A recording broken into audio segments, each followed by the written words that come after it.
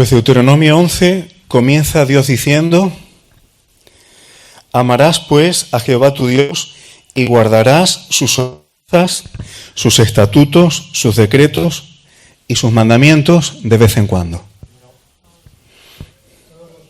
Todos los días. Hermano, ¿no es Dios muy insistente con el tema de guardar sus mandamientos? ¿Os estáis dando cuenta que casi todos los capítulos pasan por ahí y hasta varias veces? ¿Es que a Dios le gusta ser pesado? ¿Por qué pensáis que Dios es tan insistente y tan repetitivo en decir que se guarde sus mandamientos, que se guarde sus instrucciones, que se guarde su consejo, que se guarde el modo de vida que Él ha creado para el ser humano? ¿Por qué Dios es tan insistente en eso? ¿Por qué le gusta repetirnos la misma cantinela? ¿No ahorraría mucho espacio en la Biblia si no dijera eso tantas veces? ¿Será que ni por esas nos queremos enterar? ¿Será que tenemos un corazón muy duro? ¿Será que por más que nos repitan las cosas, nosotros siempre tenemos atajos, subterfugios, justificaciones para evitar la soberanía de Dios? Le he estado dando muchas vueltas a esto, hermano, porque es que está por todos lados y la verdad es que llega a ser hasta pesado. Y en este mismo capítulo se va a repetir unas pocas de veces. El mismo apóstol Pablo a alguna iglesia le dijo: no me es gravoso repetiros las mismas cosas. Y siempre nos metemos con los judíos. Qué malo eran los judíos. Cogieron los mandamientos de Dios y se inventaron los suyos diciendo que eso eran los de Dios. Pero nosotros los gentiles, estamos eximidos de todo, somos fantásticos, Dios le encanta a los gentiles, los judíos eran muy malos. Hermano, es tremendo la capacidad que tiene el ser humano, incluso el religioso, para encontrar argumentos y razones que aparentan espiritualidad y aparentan amar a Dios para evitar sujetarse a Él. Y quiero recordar una cosa. El punto clave del Evangelio es que Jesucristo es el Señor. Y si Él no manda, olvídate de pensar que eres creyente, que eres discípulo de Cristo porque cantas alabanzas, porque te reúnes en una iglesia. Nada de eso va a convencer al Señor de que Él no gobierna. Nada de eso va a modificar sus mandamientos. Porque Él es el Rey. Y nosotros pensamos que nuestro razonamiento es lleno de fantasía, porque muchas veces fantasía, pensamos que eso va a debilitar a Dios. Es que el Señor es tan bueno y el Señor nos cuida tanto y empezamos que parece que eso es todo. Pero si yo utilizo ese tipo de razonamientos para evadir que Él manda, olvídate, no te autoengañes y déjame que te diga algo, y no engañes a la gente. El Evangelio eterno está en Apocalipsis 14. Hay un momento que en este mundo el Evangelio lo va a predicar un ángel y se llama Evangelio eterno. El apóstol Pablo le dice a los de Galacia, a los Gálatas, que no hay otro evangelio, hay un solo evangelio eterno, el antiguo, el presente, el futuro, no hay varios evangelios. Y te lo dice: temed a Dios y dadle gloria.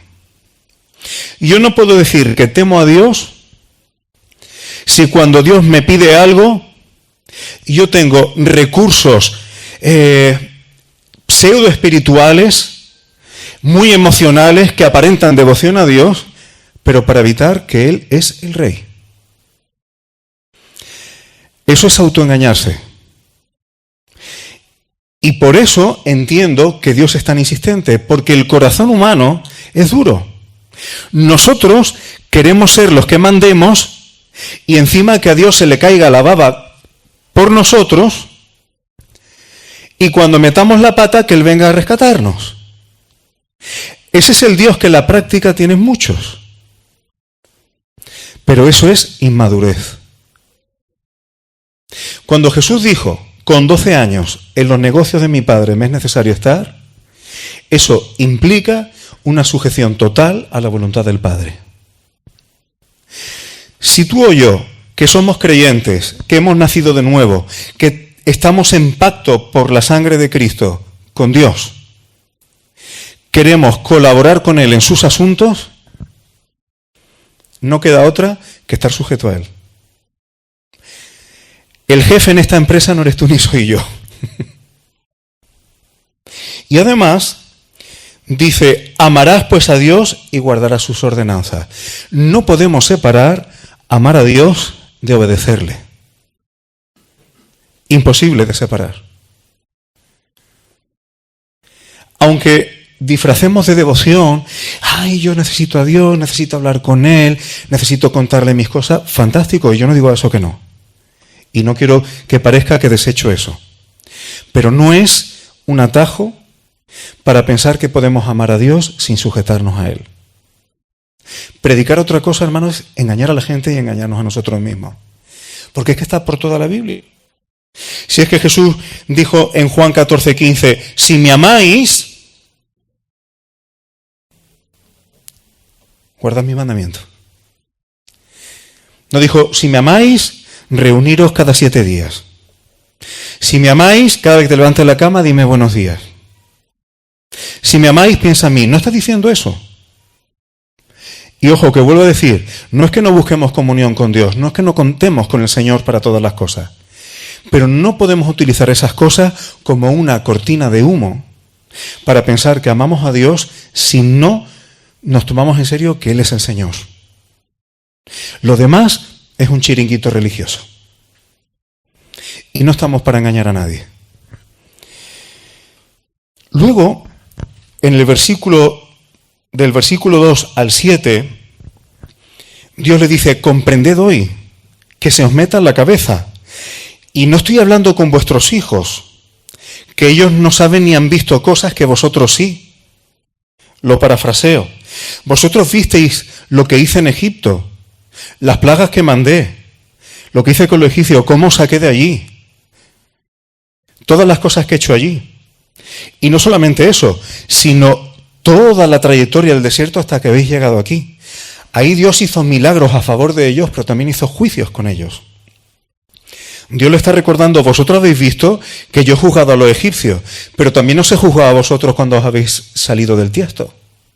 Y pone el ejemplo de la rebelión de Coré y lo que pasó con Datán y Abiram, que se abrió la tierra y se lo tragó a ellos con toda su casa.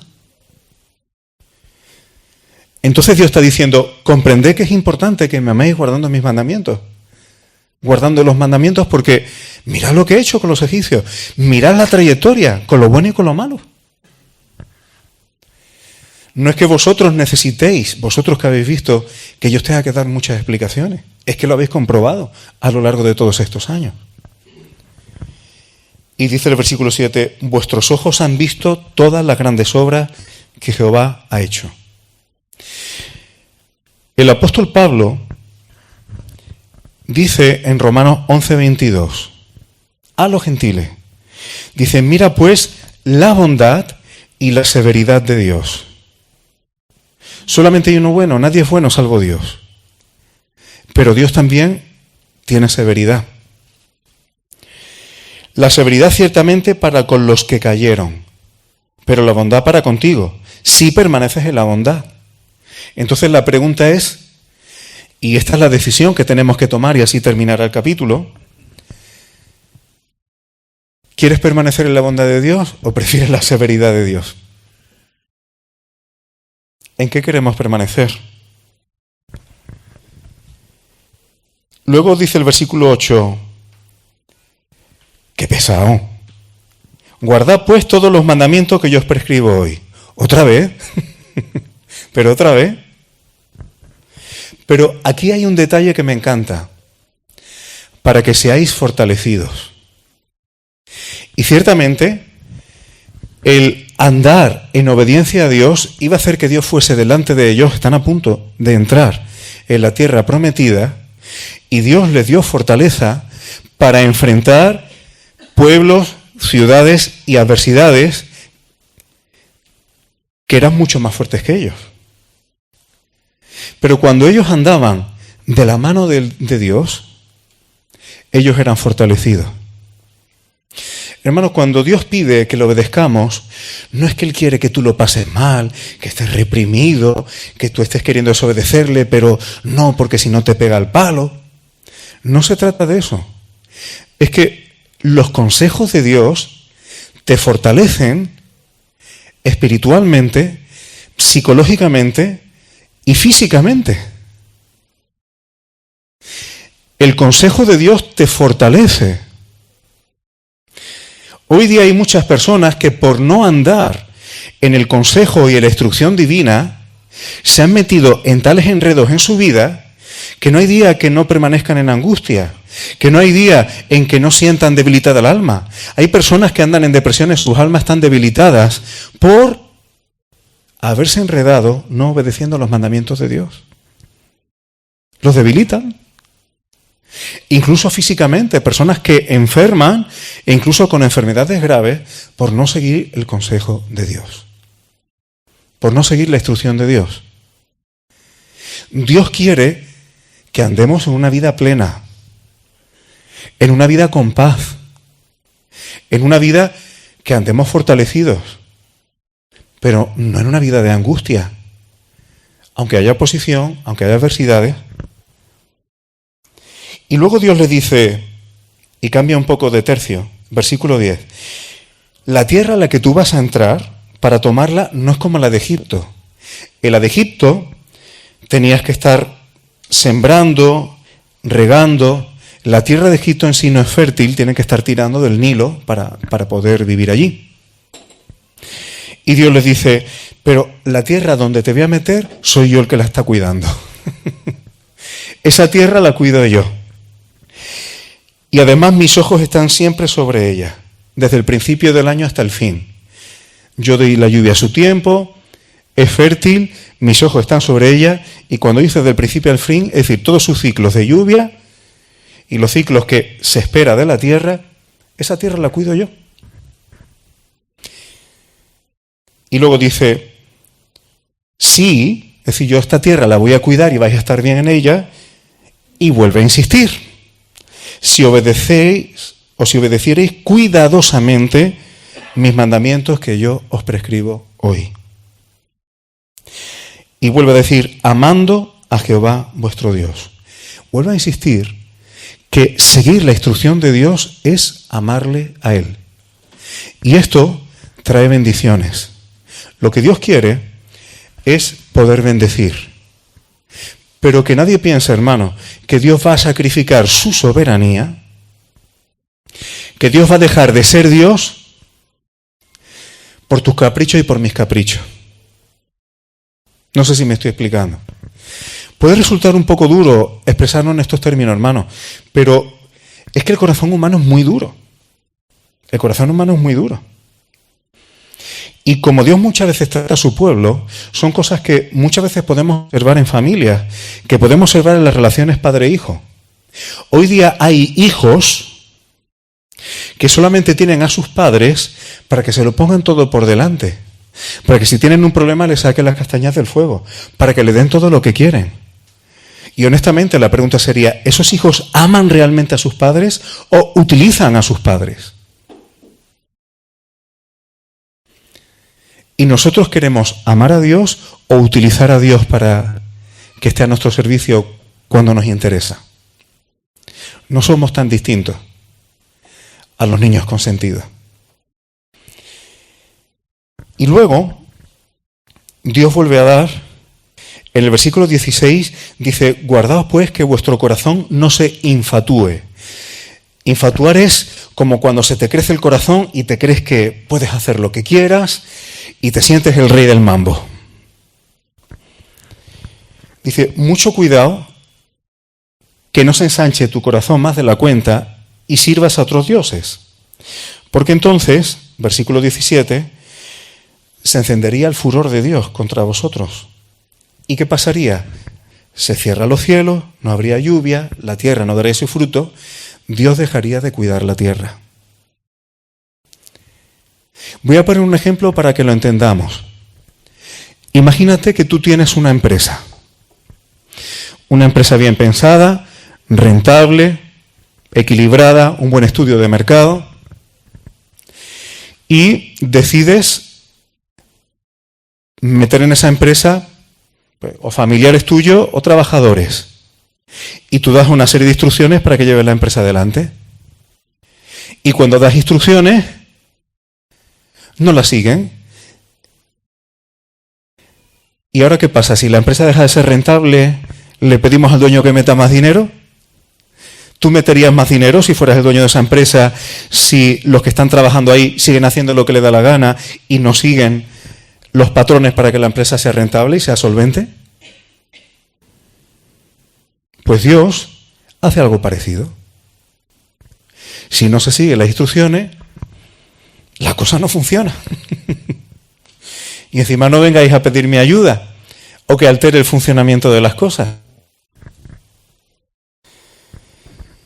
Y luego dice el versículo 18, pondréis estas palabras en vuestro corazón y en vuestra alma. ¿Cómo se hace, hermanos? ¿Cómo se hace para que nosotros tengamos en nuestro corazón y nuestra alma la instrucción y el consejo de Dios? Hay algo que no está en este texto, pero con la revelación que tenemos más adelante en la Escritura, sabemos que el nuevo pacto significa que Dios, por su Espíritu, pone en nuestro corazón el andar como Él quiere. Ahora, sí es verdad que eso podemos resistirlo. Podemos razonar contra eso. Podemos encallecer la conciencia. Podemos cauterizar la conciencia. Podemos resistirnos a eso. Pero cuando procuramos un corazón sensible, dispuesto, humillado delante de Dios, el Espíritu no solo te va instruyendo, sino que te va fortaleciendo y te va guiando y protegiendo para que camines en las sendas del Señor. ¿Y cómo se lleva eso a la práctica? Poniéndola en el corazón y en el alma. ¿Cómo pones tú algo dentro de ti? Leyendo, hablando de eso, viendo cómo otros caminan. Eso sería una comunidad de discipulado. Leyendo lo que Dios dice, escuchando lo de otros y teniendo como modelos a personas que andan como el Señor quiere.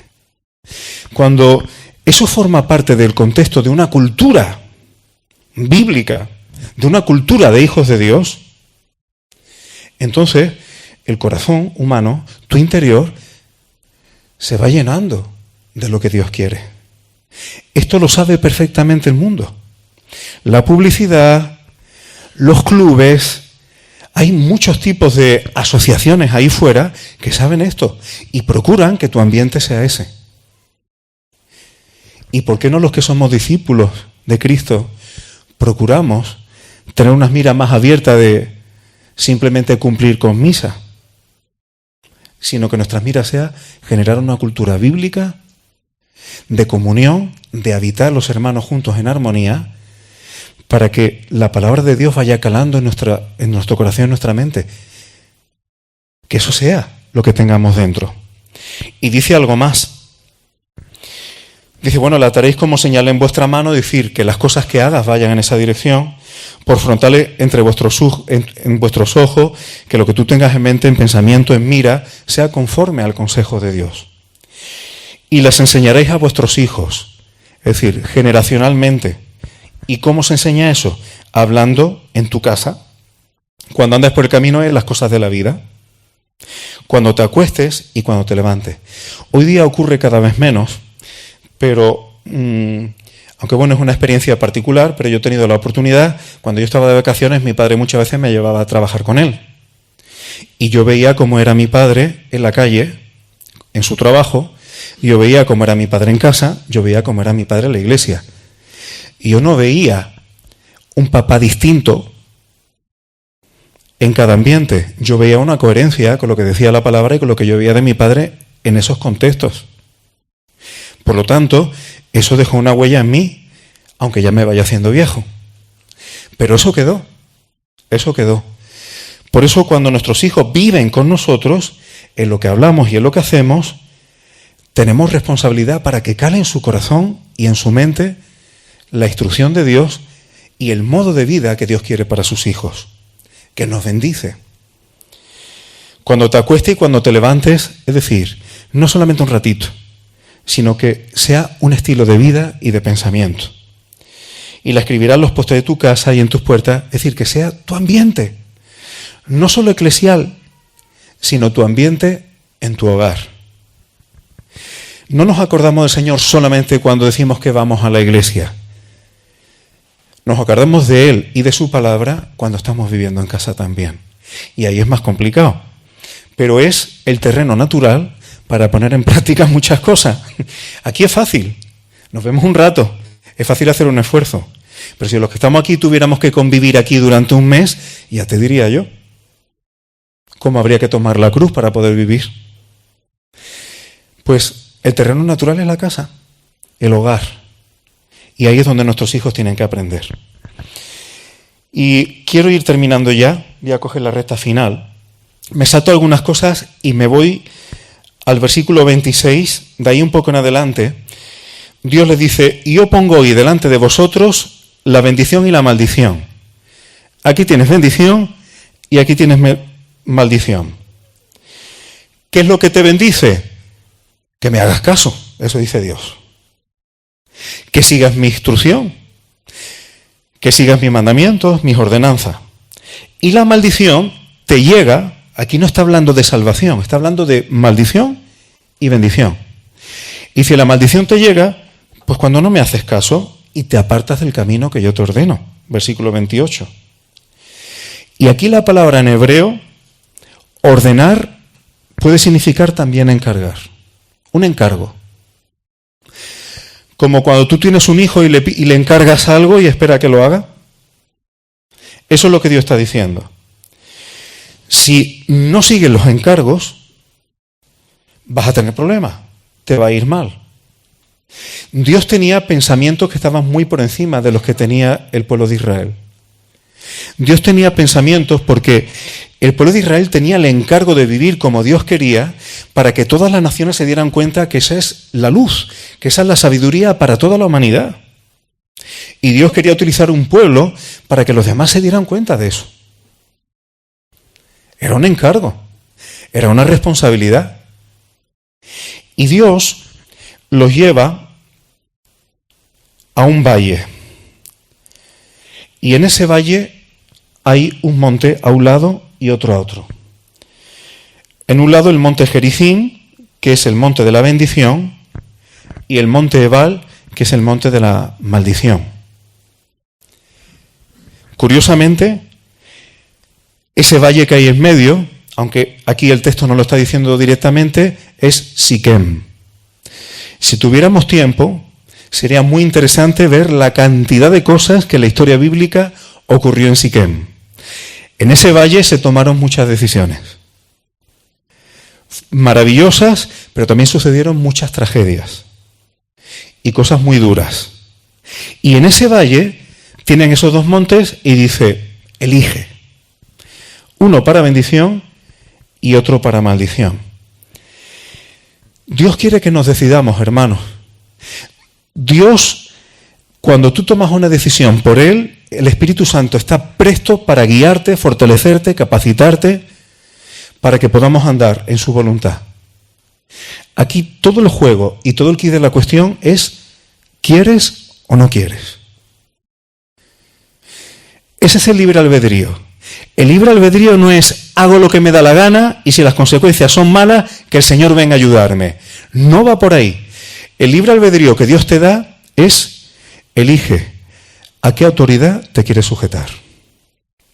Y esto no es tan fácil, porque a veces las presiones son muy gordas. Acaba de decir la ONU, en tono amenazante, que hay que tomar medidas con los médicos que no estén dispuestos, que son muchos, a que las mamás interrumpan la vida dentro de su seno. ¿Qué pasa entre los médicos? Que aparte por conciencia conozcan la voluntad de Dios. Ahí se encuentran dos presiones. Poderes de este mundo que son muy potentes y te pueden presionar bastante, o el Dios omnipotente que te dice, cuidadín. Y a veces tomar decisiones cuando te encuentras ante poderes tan grandes nos puede llevar a situaciones difíciles y de mucha tensión. Y esto es simplemente un ejemplo, como puede haber muchos más. Pero lo que Dios nos pide es que no andemos a medias tintas, sino que tomemos una decisión. En este valle de Siquén, en Josué 24, Josué reúne a todas las tribus y les dice, vuestros padres, así dice Dios, vuestros padres habitaron antiguamente al otro lado del río, Jordán. Taré, el padre de Abraham, y dice, y vuestros padres, ellos eran idólatras. Servían a dioses extraños, eso dice el versículo 2. Y luego dice el versículo 14, pero ahora, después de todo lo que habéis visto y todo lo que ha pasado, temed a Jehová y servidle con integridad y en verdad. Y Josué, en el versículo 15, viene esto tan conocido. Si te parece mal servir a Dios, escoge a quien tú quieras servir. Este es el libre albedrío. Elige bajo qué autoridad te quieres poner. Pero yo y mi casa, me voy al final, serviremos a Jehová. Igual, tú no tienes responsabilidad de lo que hagan otros. Yo sé que afecta. Porque cuando tú ves que las personas hacen lo que les da la gana y encima creen que Dios está contento con ellos, eso puede compungir. O ver las cosas que las personas hacen a nuestro alrededor. Eso compunge el alma, con tanto pecado y tantas historias. Pero, ¿cuál es tu rango de responsabilidad? ¿Cuál es el espacio de responsabilidad que Dios te ha dado a ti? En ese, tú eres responsable de decir, quiero servir al Señor, o no quiero servir al Señor. Pero hay que decidir. En este caso, el pueblo dijo, que eso no pase nunca, versículo 16, lo estoy parafraseando. Que no pase nunca que dejemos de servir a Dios para servir a otros dioses. Y el pueblo le dijo, versículo 24 a Josué, a Jehová nuestro Dios serviremos y su voz obedeceremos. Esto es amar a Dios. Y Josué hizo pacto con el pueblo ese mismo día. Les dio estatutos y leyes, las de Dios, allí mismo en Siquén. Y pusieron una piedra por testigo. Dice, porque ella, es decir, esa piedra ha oído todas las palabras que Jehová nos ha hablado. Esto puede parecer una tontería, pero te aseguro que muchas de las grabaciones que tú escuchas hoy día, digitales y no digitales, y desde la cinta de radio cassette, eso tiene minerales, son piedras que graban. Las piedras graban cosas. Y lo ponen por testigo. Dice, esta piedra es por testigo contra vosotros, para que no mintáis contra vuestro Dios. Esto es curioso. El que decide escoger la vía de la bendición sirviendo a Dios, si lo dice y se compromete y luego no lo hace, está mintiendo contra Dios. Y esta es la decisión que todos los seres humanos tenemos que tomar en algún momento. Y esta es la decisión que todos los días los que creemos en Jesucristo, los que decimos que Jesucristo es el Señor, los que hemos sido rescatados por su sangre con las que nos compró y ya no somos nuestros, debemos vindicar cada día. ¿Este día es para mí o es para Él? ¿Cómo voy a vivir este día?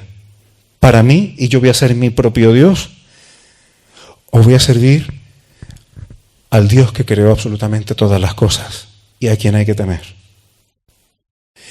¿Que es fuerte? Lo es. Yo sé que este tipo de mensajes no resultan amables. Un mensaje, hermano, porque has venido aquí, ya estás bendito, bendecido y tal, y Dios te ama tanto que haga lo que haga, Él va a estar... Si yo te digo eso, ¿te vas contento? Pero ¿qué pasa si hubiere, y yo no conozco la vida aquí de todos, alguna cuestión en tu vida donde estás en esta dicotomía? ¿Escojo el consejo de Dios o encuentro una excusa para no hacerlo? Yo creo que en esas nos encontramos con mucha frecuencia, no solamente los no creyentes, que cuando escuchan el Evangelio tienen que tomar una decisión, sino nosotros como creyentes. La carne es débil, pero mayor es el que está en nosotros que el que está en el mundo. Si tomamos una decisión firme, el Espíritu Santo nos socorre para mantenerla. Y este es el ánimo que yo quiero dar, hermano. Que seamos viriles, si es una palabra bíblica, viriles, y que tengamos esa determinación de procurar servir al Señor, pase lo que generemos una cultura bíblica como hijos de Dios, conforme a lo que Dios nos instruye, y que nos ayudemos unos a otros a poner en el corazón lo que la gente llama lavar el cerebro. Pues yo quiero que la palabra de Dios lave mi cerebro, mi corazón y todo mi interior. Sí, es lo que yo quiero. Y que nos animemos y nos exhortemos unos a otros, para que si ahí fuera hay presiones, para que nos apartemos de lo que Dios quiere, seamos capaces de animarnos y seguir hasta el final. Porque el premio y la recompensa y la venida del Señor está muy cercana. Y que cuando Él venga, no nos pase como dice el apóstol Juan, que dice que no sea que huyáis del avergonzado, sino que cuando Él venga, estemos preparados y esperando, porque por fin físicamente el Señor vendrá a por nosotros y para estar con nosotros. Bendito sea su nombre.